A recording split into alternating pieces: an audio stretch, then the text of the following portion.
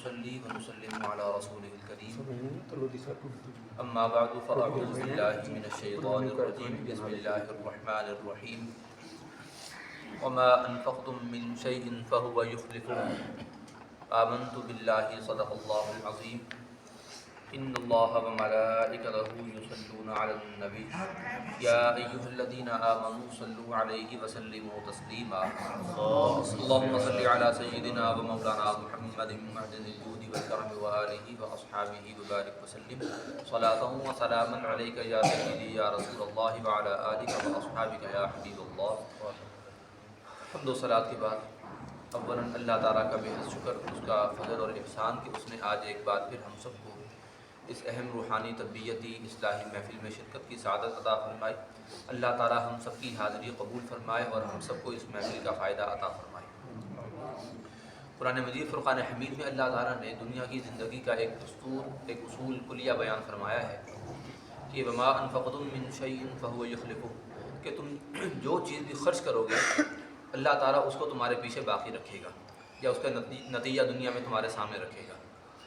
یہ ایک ایسی چیز ہے کہ اگر انسان اس کی روشنی میں اپنے آپ کو دیکھے، اپنی زندگی کو دیکھے، تو انسان اپنی زندگی کا ایک اس کے اپنا ہدف متعین کر سکتا ہے اور وہ یہ سمجھ بھی سکتا ہے کہ وہ کیا خرچ کر رہا ہے اور کیا اس کا نتیجہ آئے گا. یہ بڑی عام سی سادہ سی سمجھنے کی بات ہے کہ جس چیز کا بیج بویا جاتا ہے فصل بھی اسی چیز کی آتی ہے. ایسا نہیں ہے کہ انگور کا بیج بویا جائے تو آگے آم کی توقع رکھی جائے. جس چیز کا بیج بویا جائے گا وہی اس کا نتیجہ نکلے گا. تو اللہ تعالیٰ نے بھی یہ فرمایا کہ تم جو خرچ کرو گے اللہ تعالیٰ اسی کا نتیجہ تمہیں آگے عطا فرمائے گا اور وہی ہمارے دنیا سے جانے کے بعد بھی دنیا میں رہے گا. انسان اپنی کوششوں سے پہچانا جاتا ہے. ان سعیکم لشتی، ہر ایک کی اپنی اپنی الگ الگ کوشش ہوتی ہے. یہ مہینہ حضرت خواجہ غریب نواز رحمۃ اللہ علیہ کے عرس مبارک کا بھی ہے جو 2 دن پہلے ان کا عرس مبارک گزرا بھی ہے. ان کی زندگی ہمارے لیے نہایت مشعل راہ ہے کہ انہوں نے اس آیت کے مصداق بن کے انہوں نے نہایت نیکی اور پارسائی کے ساتھ، تقویٰ پرہیزگاری کے ساتھ دنیا میں زندگی گزاری اور آج سارا ہندوستان، برصغیر پاک و ہند خاص طور پر اور ساری دنیا ان کی کوششوں کا نتیجہ کھا رہی ہے. یہ انہی کا صدقہ ہے کہ آج ہمیں اللہ تعالیٰ نے اعلیٰ حضرت جیسی ہستی بھی عطا فرمائی. اعلیٰ حضرت جو ہیں وہ خود تو سلسلہ قادریہ میں بیعت تھے اور برکاتی سلسلہ ان کا کہلاتا ہے، جو کہ حضرت شاہ برکت اللہ مارہروی رحمۃ اللہ علیہ کا سلسلہ کہلاتا ہے. ان کا خانوادہ ہے، ان کی ساری خانقاہ ہے، ان کا آل اولاد ہے، نسل ہے. یہ خود حضرت شاہ برکت اللہ مارہروی جو تھے یہ خود چشتی تھے. یہ خود بھی چشتی تھے لیکن آگے بھی ان کو یقیناً جیسے قادری خلافت ملی سلسلے کی تو آگے بھی قادری سلسلہ چل پڑا. تو گویا اعلیٰ حضرت تک بھی جو ہے وہ خواجہ غریب نواز کا فیض پہنچا ہے. تو خواجہ غریب نواز کی دین اعلیٰ حضرت بھی ہیں. کہنے کا مقصد یہ ہے کہ جو جیسی کوشش اور محنت کرتا ہے، خواجہ غریب نواز نے دن رات ایک کر کے اللہ تعالیٰ کے دین کی تبلیغ کی ہے. اور جیسی بھی صورتحال آئی، اگر ہم ان دونوں بزرگوں کی زندگی دیکھیں، دونوں کی زندگی میں مشکل حالات آئے ہیں، مخالف سمت میں ہوائیں چلی ہیں. خواجہ غریب نواز جس محلے میں، جس علاقے میں، جس گاؤں میں پہنچے تھے، وہ سارا کا سارا محلہ مخالف ہی نہیں، سارا کا سارا ہندو غیر مسلم تھا.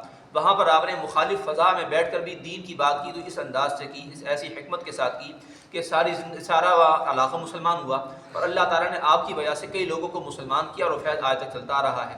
اعلیٰ حضرت نے بھی اسی طرح کیا کہ اگرچہ وہ ملک تو ہندوؤں کا تھا، غیر مسلموں کا تھا اور مسلمان بھی اگرچہ بڑی کثیر آبادی میں تھے، مگر گمراہی بھی بے پناہ وہاں پر پھیل رہی تھی اور مخالفین بڑی شدت کے ساتھ آپ کے خلاف باتیں بھی کرتے تھے، مہم بھی چلاتے تھے.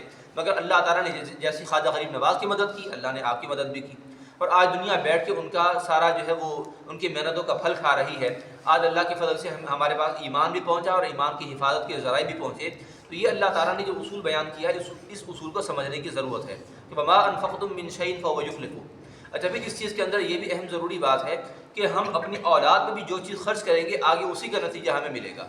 جیسے ہم پیسے خرچ کرتے ہیں کہ جی ہماری اولاد کی تعلیم کی یا کھانے پینے کی، رہنے سہنے کی، پہننے اوڑھنے کی ضرورت ہے، لہٰذا ہم اس پر خرچ کریں، وہ بھی یقیناً اس کے اندر شامل ہے. لیکن ساتھ یہ بھی یاد رکھیے کہ ایک تو جو خرچ کر رہے ہیں وہ بھی یاد رکھیں کہ کیسا ہو، توجہ رہے کہ وہ حلال ہو اور حتی الامکان حرام سے وہ پاک ہو، شبہ بھی اس کے اندر نہ ہو، حتی الامکان ممکن ہو. اور اس کے ساتھ ساتھ پھر اس کی تربیت بھی کی جائے.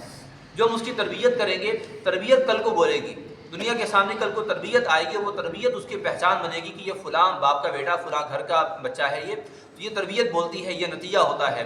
خرچ کرنا سے پیسہ نہیں ہوتا، ہر چیز ہوتی ہے. علم بھی خرچ کیا جاتا ہے، پیسہ بھی خرچ کیا جاتا ہے، ویسے بعض و نصیحت بھی خرچ کرنے کا ایک انداز ہے، تو جو بندہ جس طرح کی جو چیز خرچ کرتا ہے وہ اللہ تعالیٰ نے فرما دیا ہے کہ اس کا نتیجہ اس کے بعد میں ضرور نظر آئے گا۔